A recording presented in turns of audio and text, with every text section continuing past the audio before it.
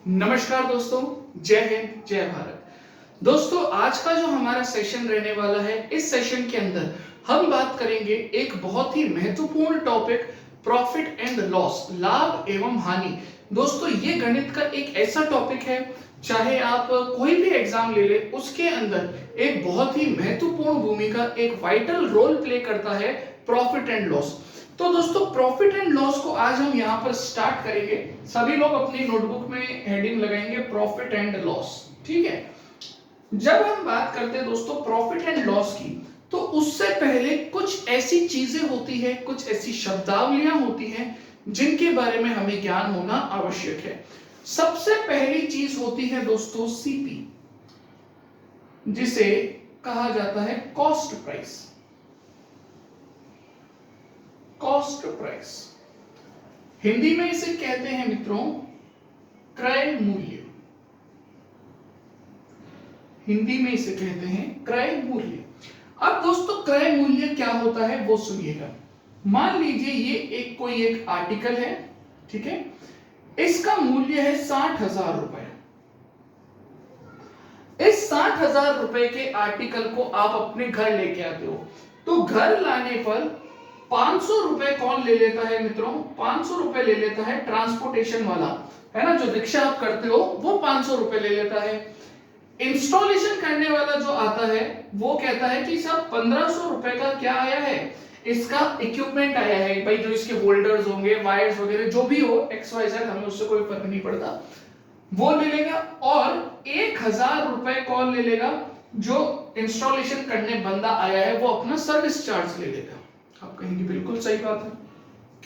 अब अगर मैं आपसे बोलूं कि दोस्तों मुझे बताओ इस आर्टिकल का आपके लिए कॉस्ट प्राइस कितना पड़ा, तो मित्रों ध्यान रखना, कॉस्ट प्राइस वो प्राइस होती है जो आप किसी वस्तु को खरीदने के लिए अपनी जेब से जितना पैसा देते हो, that is your cost price. उदाहरण के तौर पे अगर मैं इन सभी को जोड़ूं तो ये कितना बनेगा? 60,000, ये बना 2,000 और ये बना 1,000, तो टोटल कितना बना? 63,000, 63,000 रुपए। ये 63,000 रुपए आपका क्या है? कॉस्ट प्राइस है। ये 63,000 आपका कॉस्ट प्राइस है। बिल्कुल बात समझ आई, बिल्कुल बेसिक चीज। अब दोस्तों, मैंने अगर आपसे बोला कि दूसरी चीज होती है सेलिंग प्राइस। क्या होती है मित्रों? सेलिंग प्राइस, जिसे आम भाषा में कहते हैं विक्रय मूल्य। ठीक है, ये बेसिक चीजें हैं, ध्यान रखना, और ये सबसे इंपॉर्टेंट चीजें हैं जो मैं आपको समझा रहा हूं। आपने 63,000 रुपए में एक वस्तु को खरीदा, अब आप इसे घर पे लेके आए, आपने इसको चलाकर देखा, आपने कहा कि भैया हमें इसकी क्वालिटी बिल्कुल पसंद नहीं आई। आप अपने दोस्त को फोन करोगे कि मेरे भाई मैंने एक टीवी खरीदा है, वो मैं तुझे बेचना चाहता हूं 65,000 रुपए में, क्या तू खरीदेगा? उसने कहा बिल्कुल खरीदूंगा, 100% में टीवी खरीदूंगा। अब आप जिस मूल्य पर इस टीवी को बेच रहे हो वो क्या कहलाता है? विक्रय मूल्य कहलाता है। क्या कहलाएगा? विक्रय मूल्य कहलाएगा। तो आपके लिए विक्रय मूल्य कितना है? 65,000। क्रय मूल्य कितना है? 63,000। बिल्कुल सही बात है। अब दोस्तों, मुझे एक सिंपल सी चीज बताना, 63,000 रुपए में आपने टीवी खरीदा और 65,000 रुपए में आपने टीवी को बेच दिया, तो यहां पर कुछ एक्स्ट्रा पैसा आपको मिला या नहीं मिला? कुछ धन आपको एक्स्ट्रा मिला या नहीं मिला? आप कहोगे मिला। कितना मिला? 2,000 रुपए। कितना मिला? 2,000 रुपए। आप कहोगे कि सर जी ये 2,000 क्या है? ये 2,000 कहलाता है दोस्तों आपका प्रॉफिट। क्या कहलाता है? प्रॉफिट। समझ पा रहे हो? ये प्रॉफिट 2,000 का है। मुझे कैसे पता चला? मैंने कैसे निकाला? आप कहोगे कि सर सेलिंग प्राइस में से जब मैं कॉस्ट प्राइस को माइनस करूंगा तो मेरा सेलिंग प्राइस देखने से पता चल रहा है कॉस्ट प्राइस से बड़ा है। इसका मतलब इसका फॉर्मूला बना SP minus CP। SP minus CP। अब जब आपका दोस्त खरीदने आया तब उसने कहा कि भाई कितने रुपए में बेचेगा? वापस बोलना तो एक बार।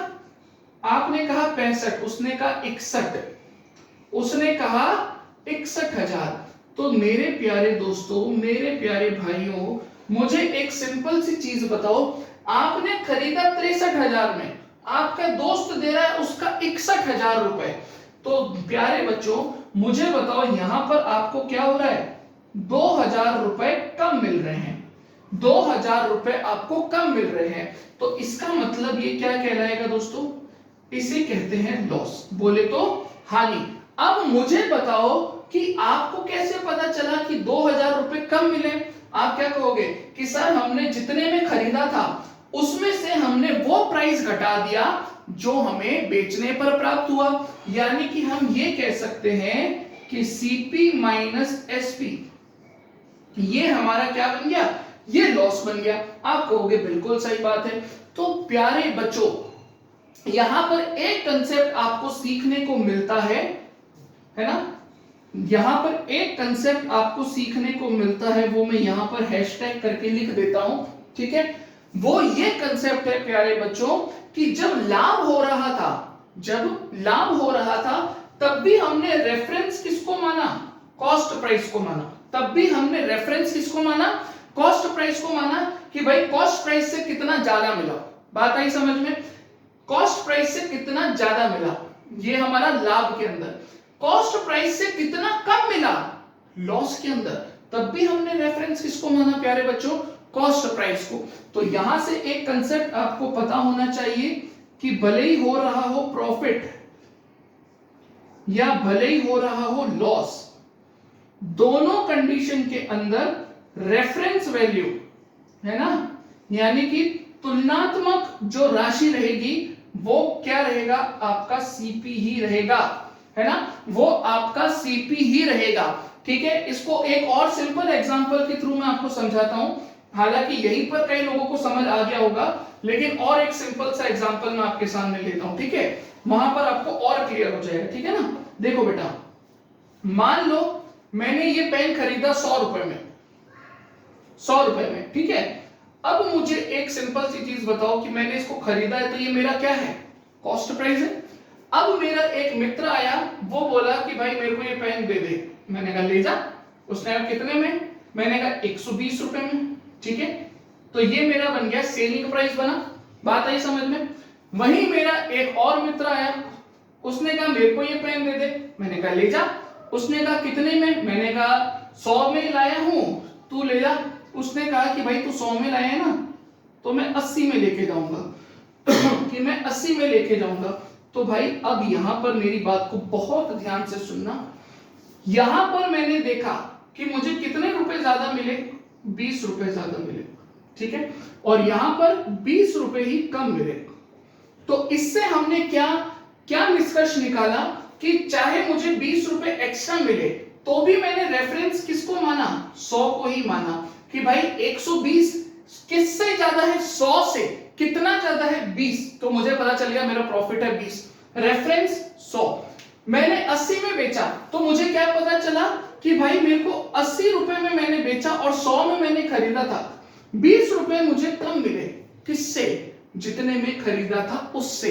यानी कि अभी भी मेरा जो रेफरेंस पॉइंट है बेटा वो क्या रहेगा, कॉस्ट प्राइस ही रहेगा। इतनी बात समझ आ गई, बस ये चीज सबसे इंपॉर्टेंट चीज है।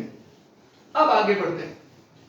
अभी तक मैं आपको फिर से बता देता हूं, मैंने कुछ भी ऐसी चीज नहीं बताई है जो आपको ना आती हो, ऐसी चीजें मैं अब बताने शुरू करूंगा थोड़ी देर में, ठीक है। अब देखो बेटा, मैंने तुमसे बोला लाभ प्रतिशत, हानि प्रतिशत, लाभ प्रतिशत, हानि प्रतिशत। लाभ प्रतिशत क्या होता है वो सुनना। अब देखो, तुम स्कूल में पढ़ते थे, तुम्हें मार्क्स मिले 90%, तुम्हें मार्क्स मिले 90%। अब ये 90% है तो इसको मैं कैसे लिख सकता हूं, 90/100, 90/100, यानी कि एक ऐसी राशि है, एक ऐसी राशि जो कुल है और एक ऐसी राशि जो मुझे मिली है कि 100 में से 90 अंक अगर मुझे मिल रहे हैं ना तो वो 90% है।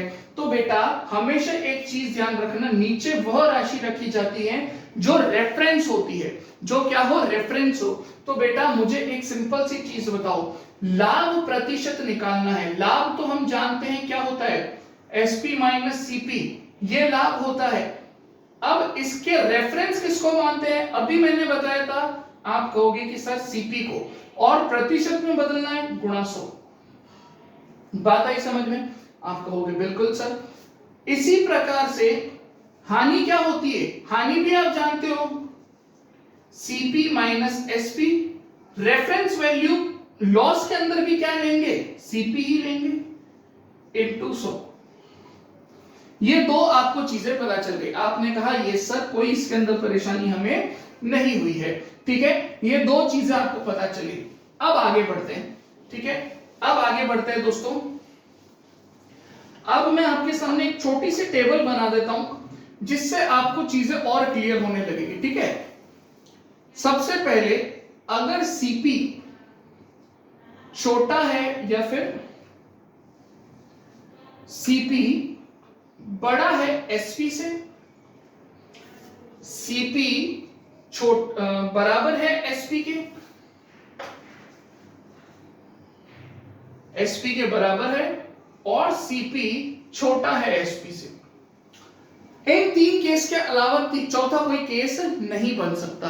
तो दोस्तों जब सीपी बड़ा है एसपी से, यानी कि आपने खरीदा है वह मूल्य ज्यादा है उस मूल्य से जिस पर आप बेच रहे हो, तो इसमें एक चीज 100% श्योर हो गई कि भैया आपको क्या होगा, हानि, ठीक है। जितने में खरीदा उतने में ही बेचा, ना तो हमें लाभ हुआ ना हमें हानि हुई। तो बेटा इसको हम क्या लिख सकते हैं, नो प्रॉफिट नो लॉस, ना तो लाभ हुआ ना हानि हुई, बराबर 100 में खरीदा 100 में बेच दिया, सेवा करिए। अब दोस्तों मैंने कहा कि 100 रुपए में खरीदा और 120 में बेचा, तो बेटा यहां पर सेलिंग प्राइस कॉस्ट प्राइस से बड़ा बन रहा है, तो इसका मतलब यहां पर क्या होगा, प्रॉफिट हो जाएगा, ठीक है। तो ये तीन केस बनते हैं प्रॉफिट एंड लॉस के अंदर, जो कि आपको पता होने चाहिए, ठीक है। बिल्कुल बेसिक चीज थी, पूरा जो अभी तक समझाया उसको मैंने एक तीन टेबुलर फॉर्म में आपके सामने रिप्रेजेंट कर दिया, ठीक है। अब देखो, अब कुछ और बातें करते हैं। अभी तक हमने क्या पढ़ा, कॉस्ट प्राइस पढ़ा, सेलिंग प्राइस पढ़ा, प्रॉफिट पढ़ा, लॉस पढ़ा, प्रॉफिट परसेंटेज पढ़ा, लॉस परसेंटेज पढ़ा। अब एक चीज होती है मार्क प्राइस, मार्क प्राइस, अंकित मूल्य, क्या कहते हैं दोस्तों, अंकित मूल्य। अब अंकित मूल्य कहते हैं, कई जो लोग हैं वो मार्क प्राइस को मार्क प्राइस कहते हैं, लिस्ट प्राइस कहते हैं, मार्केट प्राइस कहते हैं, है ना, प्रिंटेड प्राइस कहते हैं, कई सारे नाम हैं। हिंदी में इसे अंकित मूल्य कहा जाता है, बाजार मूल्य कहा जाता है, छपा हुआ मूल्य कहा जाता है, खुदरा मूल्य कहा जाता है, और भी कई तरीके के इसके नाम होते हैं। बस इतने ही आपको याद रखने हैं, ठीक है ना, इतने ही आपको याद रखने हैं, ठीक है, इतने आपको याद रख लेने हैं, ठीक है। अब देखो मार्क प्राइस क्या होता है, मान लीजिए ये एक पैकेट है बिस्किट का, पार्ले जी बिस्किट है, और इसके ऊपर छपा हुआ मूल्य है 5 रुपए का, ठीक है, 5 रुपए। अब ये क्या है, इसका मार्क प्राइस है, ये क्या है, इसका मार्क प्राइस है। अब दोस्तों ये 5 रुपए का बिस्किट है सॉरी, ये आप जब दुकान पे खरीदने जाते हो तो जो दुकानदार है ना वो आपका दोस्त है, आपने उससे कहा कि बाबू ये कितने का है पैकेट, उसने आपको कहा कि भाई 5 रुपए इसके ऊपर लिखा हुआ है, आपने कहा कि भाई मैं इसके 4 रुपए दूंगा, 4 रुपए।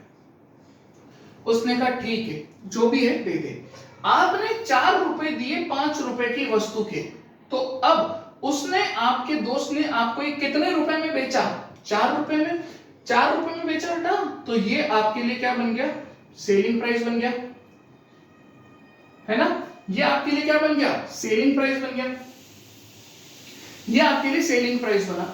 अब दोस्तों मुझे एक बताओ एक चीज बताओ कि 5 रुपए उसके ऊपर प्रिंटेड था, उसने आपको 4 रुपए में बेचा, कितना रुपया उसने आपसे कम लिया? कितना रुपया कम लिया? आप बोलोगे 1 रुपया, आप बोलोगे 1 रुपया। तो ये 1 रुपया क्या है? ये 1 रुपया क्या है दोस्तों? ये 1 रुपया कहलाता है डिस्काउंट। ये 1 रुपया क्या कहलाता है दोस्तों? डिस्काउंट, जिसे हिंदी में कहा जाता है छूट या फिर बट्टा। या तो इसको कहेंगे छूट या फिर इसको कहेंगे बट्टा। अब मैंने आपसे बोला कि तुम्हें कैसे पता चला कि 1 रुपए का डिस्काउंट मिला? तो आप क्या कहोगे कि सर देखने से पता चल रहा है कि यहां पर 1 रुपए का डिस्काउंट कैसे, कि 5 रुपए की चीज 4 रुपए में बेची, यानी 5 माइनस 4। 5 माइनस 4 बोले तो MP minus SP. MP minus SP ये क्या बन गया? आपका डिस्काउंट बन गया। ये आपका क्या बन गया? डिस्काउंट बन गया, है ना? डिस्काउंट बन गया। अब मुझे एक सिंपल सी चीज बताना बेटा, बहुत ही सोच समझ के। 1 रुपए की छूट मिली, तुम्हें कैसे पता चला 1 रुपए की छूट? तुमने आधार किसको माना? एमपी को। किसको आधार माना? एमपी को, क्योंकि करता धरता तो यही है। रेफरेंस हमेशा उस वैल्यू को मानना है, याद कर लो, भले कॉस्ट प्राइस हो या कुछ भी हो, रेफरेंस हमेशा उस वस्तु को, उस प्राइस को मानना है जो आपको प्रारंभ में दी गई है। ये समझ लो, ठीक है? प्रारंभ में एमपी कितना था? 5, बेचा कितने में? 4 में। तो बेटा रेफरेंस क्या बन गया? एमपी, क्योंकि इसके आगे तो हमारे पास कोई वैल्यू ही नहीं है ना? अब ये तो बना डिस्काउंट। अब अगर मैं पूछूं कि बेटा डिस्काउंट परसेंट क्या होगा? डिस्काउंट परसेंट क्या होगा? तो आप क्या बोलोगे कि सर जी डिस्काउंट की जो कैलकुलेशन है उसके अंदर रेफरेंस वैल्यू किसको मानना है? एमपी को मानना है। तो बेटा यहां पर डिस्काउंट कितना है? एमपी माइनस एसपी, और इसकी कैलकुलेशन किसके ऊपर होती है? मार्क प्राइस के ऊपर, गुणा 100। ये फॉर्मूला बन गया डिस्काउंट परसेंटेज का, है ना? ये फॉर्मूला बन गया डिस्काउंट परसेंटेज का। अब आप लोगों के दिमाग की घंटी बजी कि सर ये चीज समझ आई, लेकिन एक चीज समझ नहीं आई। वो चीज ये है कि अगर जो दुकानदार है वो 5 रुपए की चीज खरीद के लेके आ रहा है और 4 रुपए में हमें बेच रहा है, तो ये डिस्काउंट नहीं है, ये उस दुकानदार के लिए तो लॉस हो गया। ये उस दुकानदार के लिए लॉस हो गया, हमारे लिए भले डिस्काउंट हो गया, परंतु दुकानदार के लिए, जो दुकानदार है वो तो बेचारा किस में चला गया? वो चला गया लॉस में, वो चला गया लॉस में। अब क्या करें? तो मेरे प्यारे भाइयों, हमेशा एक चीज ध्यान रखना कि जो दुकानदार होता है ना, वो जितने में खरीद के लेके आता है वही उसका एमआरपी कभी नहीं होगा, ठीक है? वही उसका एमआरपी कभी भी नहीं होता है। अब देखो मेरी बात को बहुत ही ध्यान से सुनते जाना, ठीक है? अब मेरी बातों को बहुत ध्यान से सुनना आप सभी लोग। देखो मैं अब आपको एक कंसेप्ट बताता हूं। मान लीजिए ये एक बिस्किट का पैकेट है, ठीक है? आपका कोई मित्र है, ये उसकी दुकान है, उस पे बिस्किट का पैकेट वो खरीद के लेके आ रहा है 3 रुपए में। कितने रुपए में खरीदा? 3 रुपए में। सीपी उसने क्या किया कि बाजार से एक स्टिकर खरीदा और उस बिस्किट के पैकेट के ऊपर चिपका दिया 5 रुपए का स्टिकर। कितने रुपए का? 5 रुपए का। क्यों चिपकाया? उसको पता है कि भाई कि आप अगर उसके दोस्त आओगे तो कभी भी 5 रुपए पूरे नहीं दोगे, ये बात सभी को पता है। तो उसने क्या किया कि इसका मार्क प्राइस कितना कर दिया? 5 रुपए कर दिया। अब आप गए उसके पास, आपने कहा कितने का है? उसने कहा कि 5 का। आपने कहा 4 रुपए दूंगा। उसने कहा ले जा। अभी भी आप देख पा रहे हो प्यारे बच्चों कि वो 1 रुपए के प्रॉफिट में है। 3 रुपए में खरीदा, 4 रुपए में बेचा, 1 रुपए अभी भी प्रॉफिट में, घाटा नहीं है उसको, कोई भी घाटा नहीं है।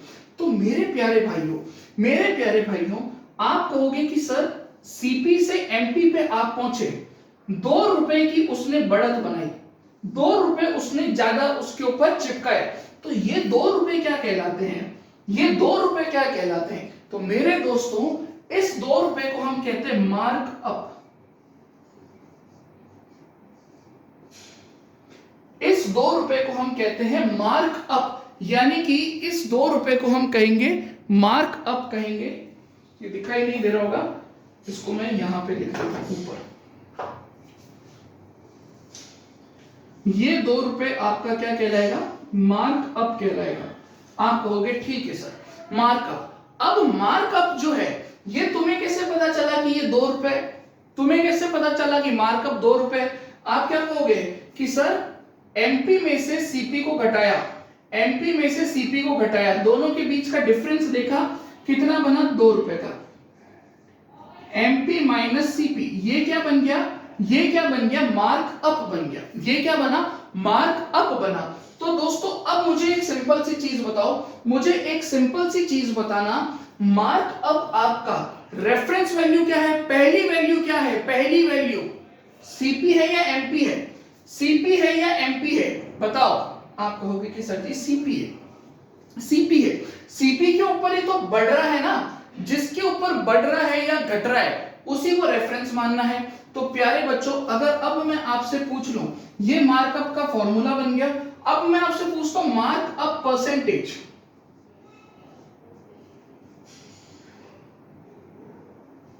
मार्क अप परसेंटेज क्या बन जाएगा? MP minus CP upon CP into 100। ये क्या बन गया दोस्तों आप लोगों के लिए? ये आप लोगों के लिए बन गया मार्क अप परसेंटेज। बताइए यहां तक अगर किसी विद्यार्थी को कोई भी समस्या रही है तो एक बार आप बता सकते हैं। ठीक है, ओके, इतनी चीजें आप सभी को क्लियर हो गई। अब आगे बढ़ते हैं, कुछ और बातें करते हैं, है ना? अब आगे बढ़ते हैं, कुछ और बातें करते हैं दोस्तों।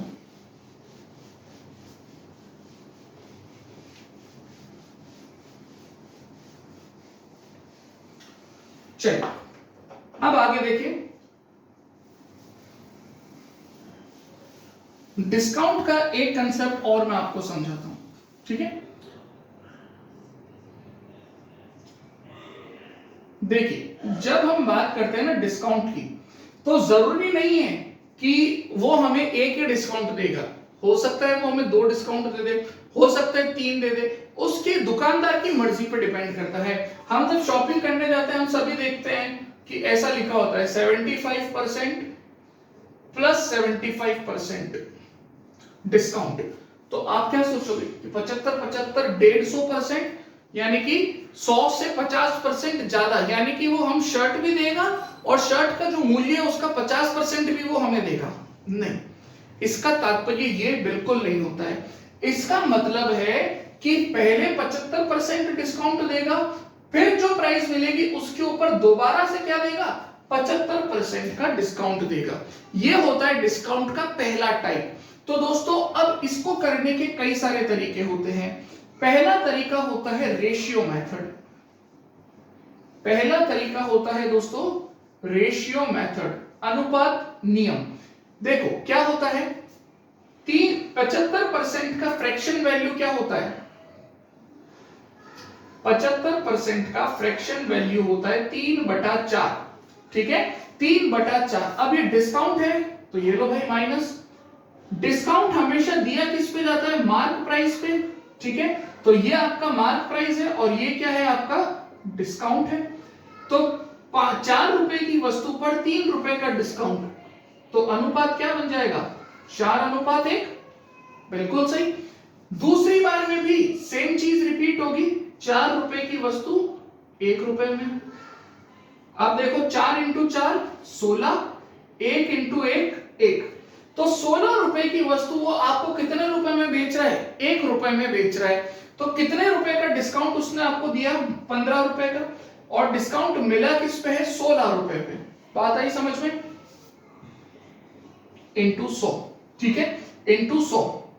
4 से काटा 4 बार, 4 से काटा 25 बार। ठीक है, 25 5 75, 7 हासिल में 25 32, 325/4। तो ये कितना हो जाएगा? 81 दशमलव कितना हो जाएगा? 25, 81.25%। ये आपको क्या मिल जाएगा? ये आपको डिस्काउंट मिल जाएगा। बताइए इसके अंदर किसी भी स्टूडेंट को अगर कोई संकोच नहीं करना है, किसी स्टूडेंट को कोई भी समस्या रही तो आप एक बार बता सकते हैं। ठीक है, 81.25% ही हमारा क्या बन गया, डिस्काउंट बन गया। आप कहेंगे बहुत बढ़िया। अब हम इसको करेंगे बेटा किससे जी। तो ठीक है दोस्तों, ये हमें पता चल गया। अब अगर मैं आपसे पूछता हूं कि क्या इसका कोई एक फॉर्मूला भी हो सकता है, क्या इसका कोई फॉर्मूला भी हो सकता है क्या? तो जी हाँ दोस्तों, इसका फॉर्मूला भी बन सकता है। फॉर्मूला क्या होगा इसका ध्यान रखिएगा, marked price into 100 minus a upon 100 into 100 minus b upon 100 into 100 minus c upon 100। ठीक है, कि मार्क्ड प्राइस के ऊपर अगर आपको 3 डिस्काउंट मिल जाते हैं तो आप सिंपल सी चीज जानते हो कि मार्क्ड प्राइस के ऊपर डिस्काउंट मिलेगा तो वो प्राइस किस में बदल जाएगी, सेलिंग प्राइस के अंदर कन्वर्ट हो जाएगी। बात आ गई समझ में? तो वो आपका सेलिंग प्राइस बन जाएगा। ठीक है, अब ये इसका एक और फॉर्मूला है। अब दोस्तों मुझे एक सिंपल सी चीज बताना, बहुत ही कंसेप्चुअल चीज है और वो आपको फॉर्मूला बहुत ज्यादा हेल्प करेगा प्रॉफिट एंड लॉस का हर क्वेश्चन करने के अंदर। देखो दोस्तों, मुझे एक सिंपल सी चीज बताओ, मैंने एक तरफ लिखा सीपी, एक तरफ लिखा एमपी। ठीक है, हम जानते हैं कि कोई भी चीज होगा, कोई भी राशि होगी, अपने आप में कितने प्रतिशत होती है, 100% होती है।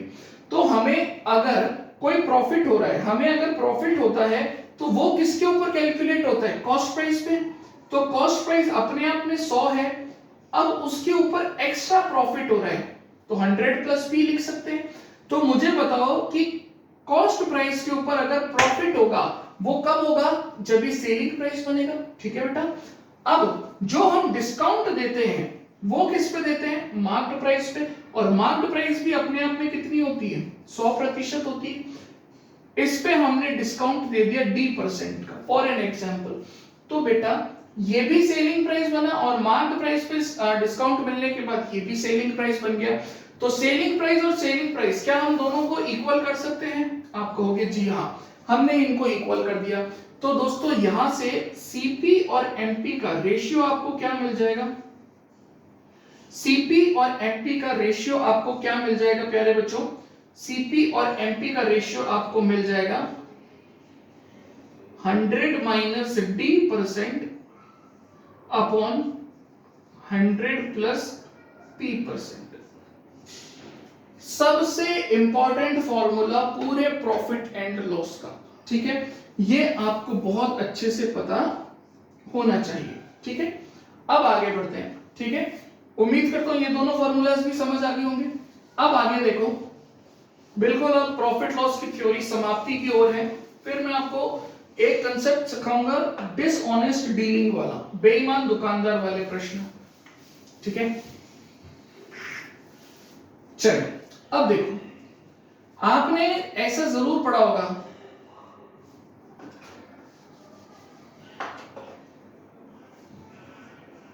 बाय 3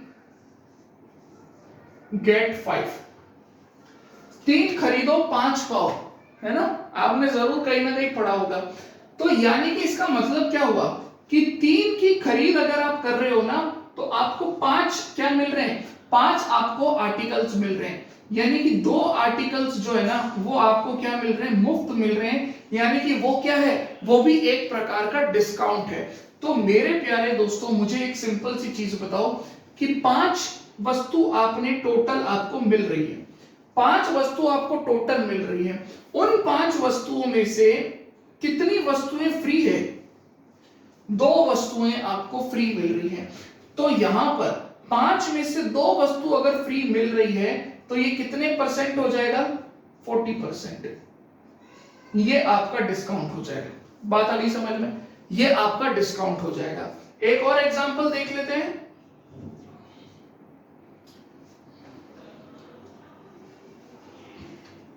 एक और एग्जांपल देख लेते हैं, बाय 5 गेट 7। ठीक है, अब आप खरीद कितनी रहे हो, 5 खरीद रहे हो, मिल कितनी रही है, 7 मिल रही है। तो टोटल आपके पास वस्तुएं कितनी आई, 7। उन 7 में से कितनी वस्तुएं फ्री मिली है, 2। तो यहां पर भिन्न क्या बना, 2/7, कि 7 में से 2 वस्तुएं अगर हमें फ्री मिल रही है तो हमारा डिस्काउंट कितना होगा।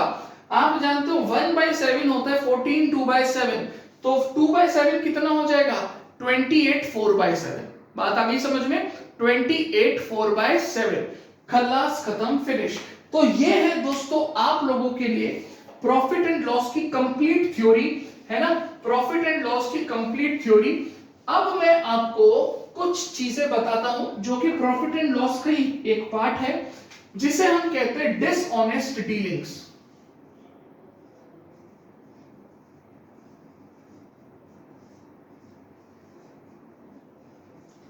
मैं आपको इसका बिल्कुल सिंपल तरीका बताऊंगा। डिसऑनेस्ट डीलिंग्स यानी बेईमान दुकानदार वाले प्रश्न। अब देखिए, बेईमान दुकानदार वाले प्रश्न जब हम करते हैं तो हमें 2 चीज बहुत अच्छे से पता होनी चाहिए।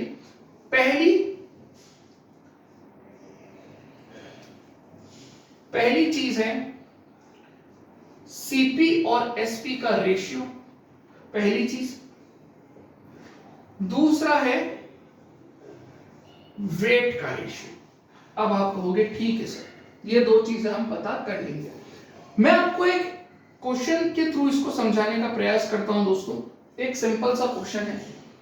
एक दुकानदार है, वो बोलता है कि मैं जितने में खरीदता हूं ना उतने में ही बेच देता हूं, यानी कि मेरा सीपी और एसपी बिल्कुल बराबर है ना। मैं एक तरीके से सेवा कर रहा हूं, लेकिन उसको ये पता है कि ऐसा करने पे उसको निश्चित रूप से नुकसान होगा, तो नुकसान तो वो करेगा नहीं। तो वो क्या करेगा, वो गड़बड़ करेगा वजन के अंदर, वेट के अंदर। किसके अंदर गड़बड़ करेगा, वजन के अंदर कुछ ना कुछ गड़बड़ वो करेगा। कैसे, देखो, आप उसके पास गए, उसने कहा, आपने कहा कि भाई साहब हमें 1000 ग्राम यानी कि 1 किलो क्या दे दो, चीनी दे दो। लेकिन वो इसके स्थान पे क्या कर रहा है, केवल 800 ग्राम ही चीनी दे रहा है। इतनी बात समझ आई। तो यानी कि आपने उससे 1000 मांगी, उसने 800 दी। दोनों का अगर अनुपात देखेंगे तो कितना बन जाएगा, 5:4। ये अनुपात बन गया। आप कहोगे बिल्कुल। अब मेरे प्यारे बच्चों, मैंने आपको 2 चीजें बताई कि एक तो सीपी और एसपी का रेशियो लेना है, एक वेट का रेशियो लेना है। कोई भी प्रश्न हो, एसएससी छोड़ो, तुम कोई भी बैंकिंग का भी क्वेश्चन होगा ना, इस मेथड से सॉल्व होगा। रामबाण है ये, रामबाण। देखो, सीपी और एसपी का अनुपात, और यहां पर लिया वेट का अनुपात। सीपी और एसपी को हमने मान लिया 1:1, क्योंकि दोनों बराबर है। वेट का अनुपात क्या है, 5:4। 5:4, ठीक है। अब ये चीज हमें समझ आ गई।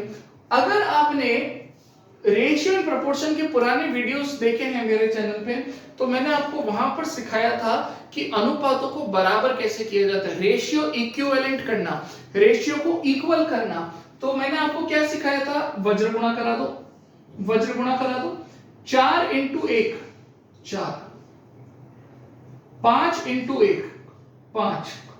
यानी कि अब आपका कॉस्ट प्राइस कितना है, 4 रुपए, सेलिंग प्राइस कितना है, 5 रुपए। 4 रुपए की वस्तु को आप बेच रहे हो 5 रुपए में, कितने का फायदा, 1 रुपए का। किस पे, 4 रुपए पे। 1/4 कितना होता है दोस्तों, 25%। ये इसका उत्तर आ गया। बताओ, इससे ज्यादा सरल क्या ये प्रश्न हो सकता है, क्या ये प्रश्न इससे ज्यादा सरल हो सकता है? आप कहोगे कभी नहीं। फटाक से एक और एग्जांपल मैं आपको इसका दे देता हूं, ठीक है। एक और एग्जांपल मैं आपको देता हूं।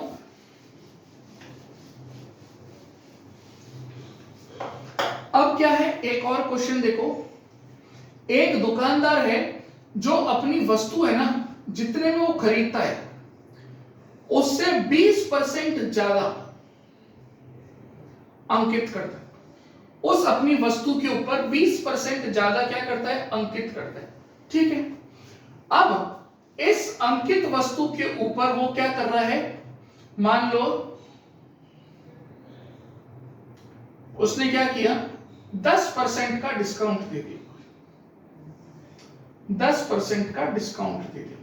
ठीक है, बात आ गई समझ में। अब वो क्या कर रहा है कि ये तो उसने जो भी काम किया वो किस पे किया, प्राइस के अंदर किया। आप जब उसके पास गए कि बाबूजी हमें कुछ चीनी दे दो, आपने उससे बोला कि भाई साहब हमें आप दे दो 1 किलो, लेकिन वो 1 किलो के स्थान पे दे रहा है 900 ग्राम। ठीक है, तो अब आपको बताना है उसका लाभ प्रतिशत कितना होगा, है ना। तो मेरे प्यारे बच्चों, मान लो आपका कॉस्ट प्राइस कितना है 100, उसके ऊपर 20% उसने क्या कर दिया, मार्क अप कर दिया। मैंने आपको मार्कअप का मतलब अभी समझाया। तो एमपी कितना हो जाएगा, 120 रुपए। ठीक है, इस एमपी के ऊपर उसने अब क्या कर दिया, 10% का डिस्काउंट दे दिया। 120 का 10% बोले तो कितना, 10% 12, तो ये एसपी हो जाएगा इसका 108। ठीक है, तो अब हमें सीपी और एसपी का रेशियो मिल गया, वेट का रेशियो मिल गया, बस हो गया काम। सीपी रेशियो एसपी 100:108, तो कितना बन जाएगा, 25:27। ठीक है, वेट का रेशियो 1000 और 900 कितना बन जाएगा, 10:9। ठीक है प्यारे बच्चों, कराओ वज्र गुणा 9 × 25 कितना बन गया, 225 अनुपात 10 × 270 27 270। ठीक है, किसी से कट रहा है तो काट लो, कट रहा है 5 से तो 5 से उड़ा दो, 4 पीछे बचा 2, 25 45 अनुपात 5 पीछे बचा 2, 4 54। बात आई समझ में, सभी को बात आई समझ में। फिर से 9 से कट रहा है, काट दो, 5:6। ठीक है, 5:6 ये इसका सरलतम अनुपात बन गया। अब सीपी के नीचे आ रहा है 5, एसपी के नीचे आ रहा है 6। 5 रुपए की वस्तु 6 रुपए में बेच रहे हो, कितने का लाभ हुआ, 1 रुपए का। किस पे हुआ, 5 रुपए पे। 1/5 हम जानते हैं किसका रेशियो फ्रैक्शन होता है, 20%। ये हमारा आंसर आ गया। बताइए किसी भी स्टूडेंट को इस क्वेश्चन को समझने में कोई डाउट रहा क्या, इस क्वेश्चन को समझने में किसी भी स्टूडेंट को कोई भी तरीके की अगर समस्या हुई है तो बताओ। ठीक है, तो दोस्तों ये आज के सेशन में हमने पढ़ा प्रॉफिट एंड लॉस के बारे में। तो प्रॉफिट एंड लॉस के बारे में आपने आज जितना सीखा वो बहुत ही इंपॉर्टेंट सेशन है। ज्यादा से ज्यादा आप इस क्वेश्चंस की प्रैक्टिस करें और अपना स्कोर आप सुधारें।